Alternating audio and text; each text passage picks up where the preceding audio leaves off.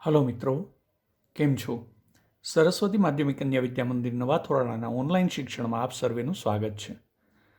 ધોરણ 10 વિષય ગણિત, પ્રકરણ નંબર 8, ત્રિકોણમિતિનો પરિચય. મિત્રો, આ પૂર્વેના વિડીયોની અંદર આપણે સ્વાધ્યાય 8.1ના દાખલા નંબર 1 થી 5 ને આપણે સમજી ગયા હતા. આજના વિડીયોની અંદર આપણે સમજીશું સ્વાધ્યાય 8.1ના દાખલા નંબર 6 અને એની આગળના દાખલાઓને. તો જોઈએ મિત્રો, દાખલા નંબર 6. તો મિત્રો જોઈએ, દાખલા નંબર 6ની અંદર ખૂણો એ અને બી એવા લઘુકોણો છે કે જેથી કોસ એ બરાબર કોસ બી, અને સાબિત કરો કે ખૂણો એ બરાબર બી થાય. એટલે કે એ અને બી લઘુકોણો છે અને એનો કોસાઇન અને બીનો કોસાઇન સમાન છે. તો મિત્રો, આપણે એક કાટકોણ ત્રિકોણ એસીબી લઈએ. એક જ ત્રિકોણની અંદર વાત કરીએ તો ખૂણો એ અને ખૂણો બી આપણે લઘુકોણ લીધા છે. એ એવા લઘુકોણો છે કે જેથી કોસ એ બરાબર કોસ બી થાય. તો આપણે ઉકેલને સમજીએ તો ખૂણો એ અને ખૂણો બી લઘુકોણો છે.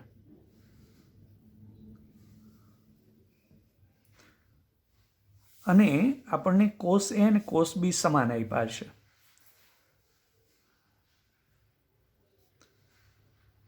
કોસ એ બરાબર કોસ બી.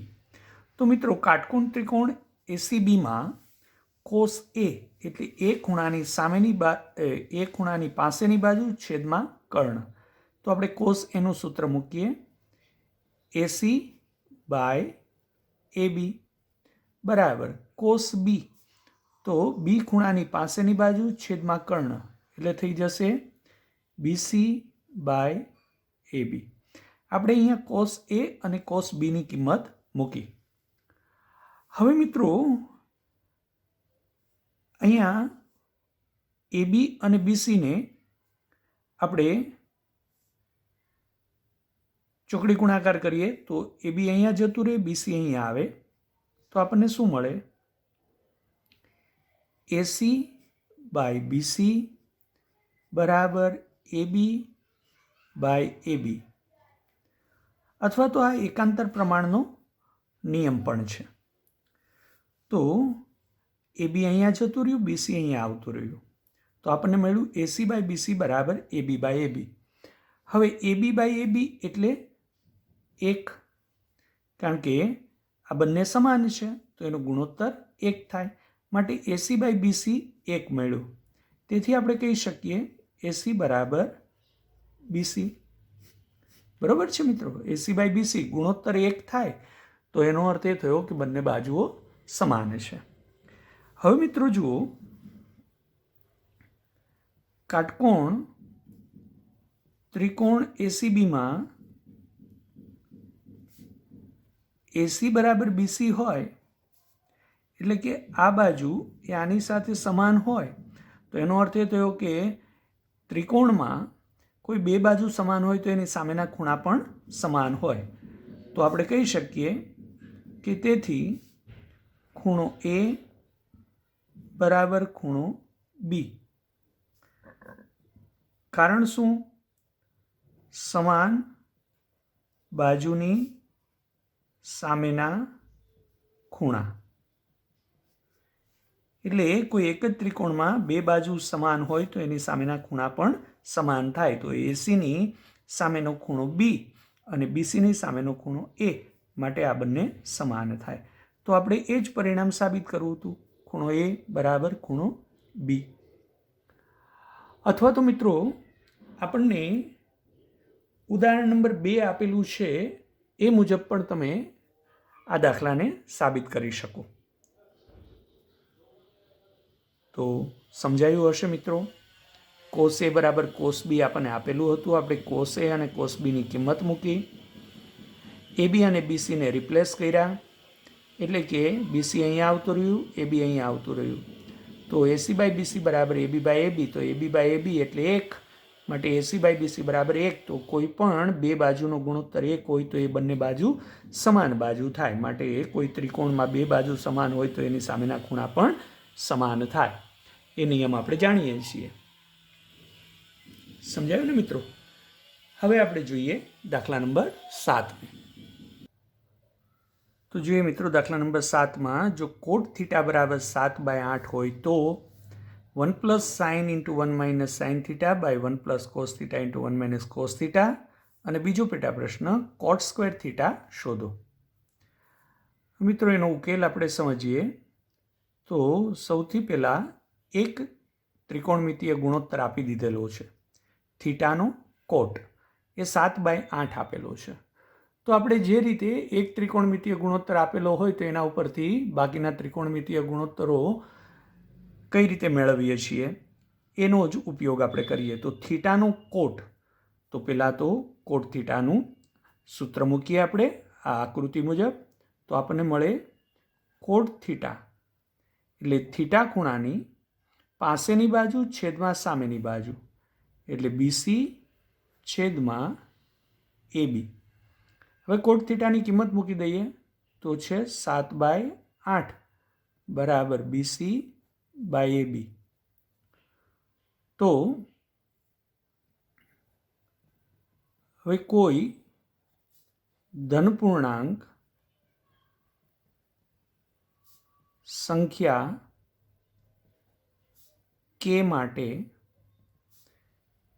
BC બરાબર 7k અને AB બરાબર 8k થાય. તો આ થઈ ગયું 8k અને આ થઈ ગયું 7k. તો મિત્રો હવે ABC કાટકોણ ત્રિકોણની અંદર આપણે પાયથાગોરસના સિદ્ધાંતનો ઉપયોગ કરી અને AC કર્ણ મેળવી દઈએ. તો કાટકોણ ત્રિકોણ ABCમાં AC વર્ગ બરાબર AB વર્ગ વત્તા BC વર્ગ,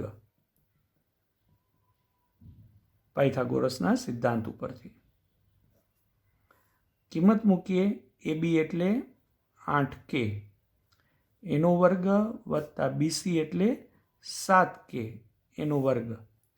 તો 8k નો વર્ગ થઈ ગયો 64k વર્ગ વત્તા 7k નો વર્ગ થઈ ગયો 49k વર્ગ.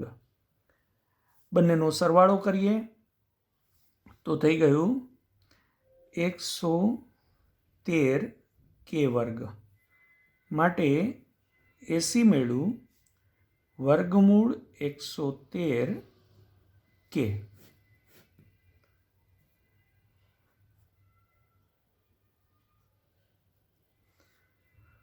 તો આ રીતે આપણને કર્ણનું માપ મળી ગયું.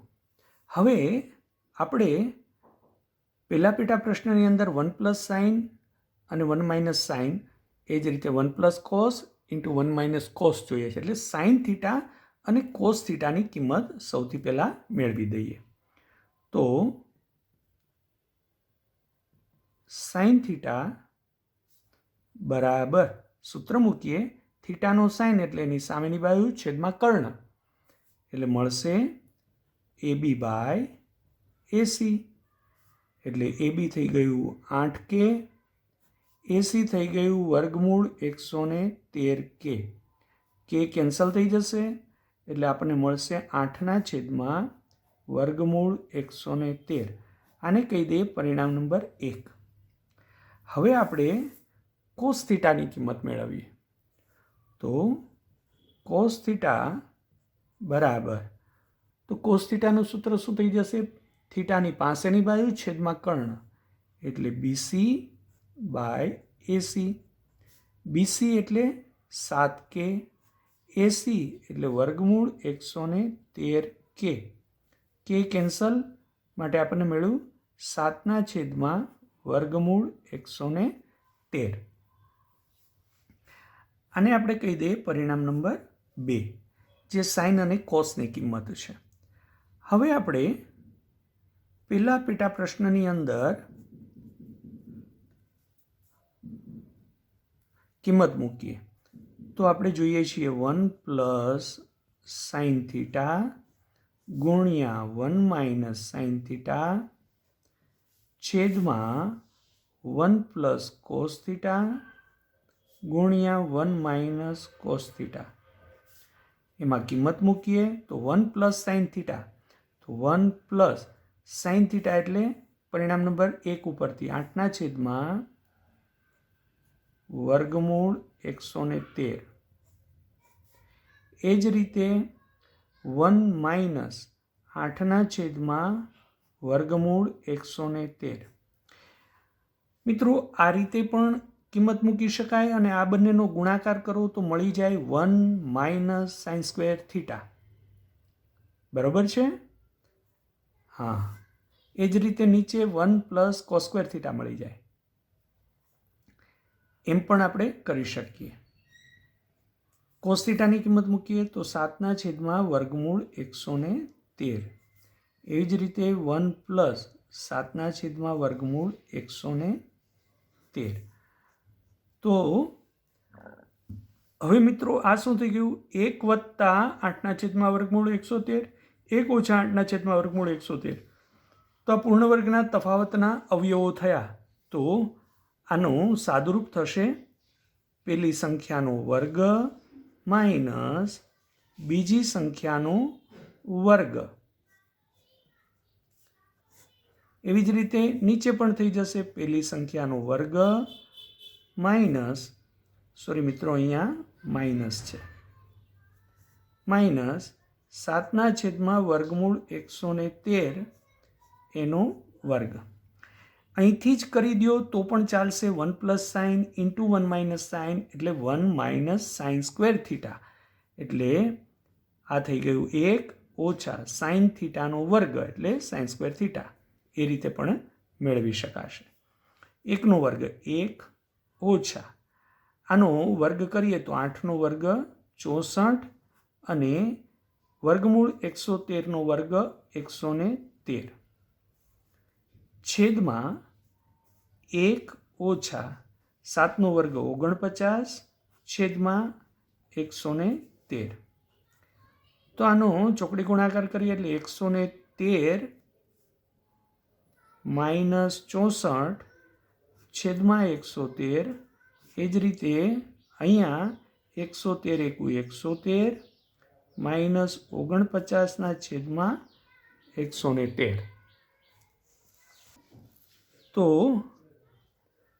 આ બંનેનો છેદ કેન્સલ થઈ જશે. 113માંથી 64 આપણે બાદ કરીએ તો કેટલું મળશે? 113 માઇનસ 64 એટલે 49 છેદમાં 113 માઇનસ 49 એટલે 64. તો આની કિંમત આપણને મળી 49ના છેદમાં 64. બરાબર છે મિત્રો? હા, આનું સીધું સાદુરૂપ આપીને 1 minus sine square by 1 plus 1 minus cos square કરીને પણ તમે સીધી કિંમત મૂકી શકો છો. આપણે એ પણ જોઈ લઈએ. જુઓ, અથવા કરીને સમજી લઈએ. તો આપણે જોઈએ છીએ 1 પ્લસ સાઇન થીટા ગુણ્યા 1 માઇનસ સાઇન થીટા છેદમાં 1 પ્લસ કોસ થીટા ગુણ્યા 1 માઇનસ કોસ થીટા. તો કિંમત મૂકતા પહેલાં અહીંયા આપણે કિંમત મૂકી દીધી. એની પહેલાં આપણે આ બંનેનું સાદુરૂપ આપી દઈએ. તો એક વખત પ્લસથી અને એક વખત માઇનસથી જોડાયેલા છે, તો આ પૂર્ણ વર્ગના તફાવતના અવયવો છે. એનું વિસ્તરણ કરીએ તો મળે 1 માઇનસ સાઇન સ્ક્વેર થીટા છેદમાં એ જ રીતે 1 માઇનસ કોસ સ્ક્વેર થીટા. હવે આપણે અહીંયા કિંમત મૂકીએ સાઇન અને કોસની. તો 1 માઇનસ સાઇન થીટાનો વર્ગ. સાઇન થીટા એટલે તો આપણે પરિણામ 1ની અંદર કિંમત આપી છે 8 બાય વર્ગમૂળ 113. તો અહીંયા મૂકીએ 8 બાય વર્ગમૂળ 113નો વર્ગ છેદમાં 1 માઇનસ કોસ સ્ક્વેર એટલે 7/113 વર્ગ. હવે આપણે આનું વિસ્તરણ કરીએ તો મિત્રો એ આના જેવું થઈ ગયું. જો 1 માઇનસ 8/8નો વર્ગ 64, વર્ગમૂળ 113ની કિંમત થઈ ગઈ એનો વર્ગ 113. એવી જ રીતે અહીંયા 1 ઓછા 7નો વર્ગ 49 છેદમાં વર્ગમૂળ 113નો વર્ગ 113. તો આ 113 એકું 113 માઇનસ 64/113 છેદમાં 113 માઇનસ 49/113.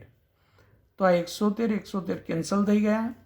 પરિણામે આપણને મળ્યું 113 માઇનસ 64 છેદમાં 113 માઇનસ 49. તો હવે સાદુરૂપ આપીએ તો 113 માઇનસ 64 એટલે 49 અને 113 માઇનસ 49 એટલે 64. તો એની કિંમત મળે 49/64. તો એનો અર્થ એ થયો કે અહીંયા 49/64 મળી, આ રીતે પણ 49/64 મળે છે. તો આપણે આ રીતે કિંમત મેળવી શકીએ. હવે આપણને બીજા પેટા પ્રશ્નમાં કોટ સ્ક્વેર થીટાની કિંમત શોધવાની કીધી છે. તો એ મેળવીએ. Cot square theta. તો કોટ થીટાની કિંમત 7/8 આપી છે. તો કોટ સ્ક્વેર થીટા એટલે એને આપણે લખીશું કોટ થીટાનો વર્ગ. તો કોટ થીટા એટલે આપણને આપ્યું છે 7/8 એનો વર્ગ. બરોબર છે મિત્રો. કોટ થીટાની કિંમત આપણને આપી દીધી છે. તો અહીંયા મૂકી દઈએ 7/8 એનો વર્ગ. તો 7નો વર્ગ થઈ જશે 49, 8નો વર્ગ થઈ જશે 64. તો આપણને કોટ સ્ક્વેર થીટાની કિંમત મળી 49/64. સમજાયું મિત્રો? સરસ. તો હવે આપણે જોઈએ દાખલા નંબર 8ને સમજવાનો પ્રયત્ન કરીએ. હવે મિત્રો જોઈએ દાખલા નંબર 8માં જો 3 કોટ a બરાબર 4 હોય તો નક્કી કરો કે 1 minus tan square a by 1 plus tan square a બરાબર cos square a minus sin square a છે કે નહીં. તો આપણે એનો ઉકેલ સમજીએ, જેમાં આની કિંમત અને આની કિંમત બંને સમાન થાય છે કે નથી થતી એ સમજવું છે. તો આપણી પાસે tan a, cos a અને sin a ની કિંમત હોવી જોઈએ. તો આપણને અહીંયા 3 કોટ a બરાબર 4 આપ્યું છે. એનો અર્થ એ થયો કે કોટ a બરાબર 3ને સામે લઈ જઈએ તો 4/3 એવું આપેલું છે. તો કાટકોણ ત્રિકોણ એબીસીમાં એનો કોટ લઈએ તો કોટ એની સૂત્ર શું થઈ જાય? પાસેની બાજુ છેદમાં સામેની બાજુ, એટલે કે AB/BC બરાબર 4/3 થશે. માટે આપણે કહી શકીએ કે AB બરાબર 4K અને BC બરાબર 3K થાય, જ્યાં K ગ્રેટર દેન 0 એટલે કે ધન પૂર્ણાંક સંખ્યા K માટે AB બરાબર 4K થશે અને BC બરાબર 3K થશે. તો એના ઉપરથી આપણે AC મેળવી દઈએ. તેથી કાટકોણ ત્રિકોણ એબીસીમાં AC વર્ગ બરાબર AB વર્ગ વત્તા BC વર્ગ, કારણ પાયથાગોરસ પ્રમેય. તો કિંમત મૂકીએ. AB એટલે 4K નો વર્ગ વત્તા 3K નો વર્ગ, તો થઈ જશે 16K વર્ગ વત્તા 9K વર્ગ એટલે 25K વર્ગ. તો AC વર્ગ બરાબર 25K વર્ગ માટે એસી બરાબર થઈ જશે 5K. તો આપણને એસી મળી ગયું 5K. તો હવે કાટકોણ ત્રિકોણમાં ત્રણેય બાજુ જાણીએ છીએ, તો આપણે tan A, cos A અને sin A ની કિંમતો મેળવી દઈએ. તેથી sin A બરાબર A ની સામેની બાજુ BC બાય કર્ણ AC. તો થઈ જશે BC એટલે 3K, AC એટલે 5K, K કેન્સલ, માટે આપણને મળશે 3/5. એને આપણે પરિણામ નંબર 1 કહી દઈએ. એ જ રીતે આપણે મેળવી દઈએ cos A. તો cos A બરાબર એ ખૂણાની પાસેની બાજુ છેદમાં કર્ણ એટલે AB બાય AC. કિંમત મૂકીએ. AB બરાબર 4K અને AC બરાબર 5K. K કેન્સલ, તો આપણને મળે 4/5. આને આપણે પરિણામ નંબર 2 કહી દઈએ. હવે આપણે મેળવી દઈએ tan A. તો tan A બરાબર 1/cot A. cot A ની કિંમત આપેલી છે મિત્રો 4/3. તો એને મૂકી દઈએ 1/4. તો આપણને મળે 3/4. આ થઈ ગયું પરિણામ નંબર 3. તેમાં આપણને સાઇન, કોસ અને ટેનની કિંમતો મળી ગઈ. હવે આપણે જે પરિણામ ચકાસવું છે એ 1 - tan² A by 1 + tan² A બરાબર cos² A minus sin² A થાય છે કે નહીં એ જોવાનું છે. તો સૌથી પહેલાં આપણે ડાબી બાજુ લઈએ. 1 - tan² A છેદમાં 1 + tan² A એની કિંમતો મૂકીએ. તો અહીંયા tan A ની કિંમત મૂકીએ. 1 - tan A એટલે 3/4. તો 3/4 વર્ગ છેદમાં 1 + 3/4 વર્ગ. તો આપણને શું મળે છે જુઓ.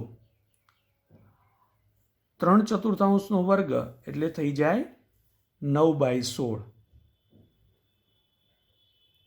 છેદમાં 1 + 9/16. સાદુરૂપ આપીએ તો 1 - 9/16 એટલે 16 × 16 - 9 એટલે થઈ ગયું 7/16. એવી રીતે છેદમાં 16 × 16 + 9 એટલે 25/16. 16 કેન્સલ થઈ ગયા, તો આપણને મેળવ્યું 7/25. તો આ ડાબી બાજુની કિંમત થઈ, જેને આપણે પરિણામ નંબર 1 કહીએ. હવે આપણે મિત્રો જમણી બાજુની કિંમત મેળવીએ. તો જમણી બાજુ છે એ આપણે જોઈએ છીએ cos² A minus sin² A. તો આ થઈ ગયું cos A નો વર્ગ. તો cos A બરાબર 4/5 છે. તો 4/5 વર્ગ માઇનસ sin² A. તો sin A એટલે 3/5 છે, એનો વર્ગ થઈ ગયો. સાદુરૂપ આપીએ તો 4/5 વર્ગ એટલે 4 વર્ગ 16 છેદમાં 5 વર્ગ 25 માઇનસ 3 વર્ગ 9 છેદમાં 5 વર્ગ 25. સાદુરૂપ આપીએ તો 25 લસા ઉપર થઈ ગયું 16 - 9. તો આપણને મળ્યું 7/25. આને આપણે પરિણામ B કહીએ. તો મિત્રો પરિણામ A અને B પરથી આપણે કહી શકીએ કે ડાબી બાજુ બરાબર જમણી બાજુ થાય.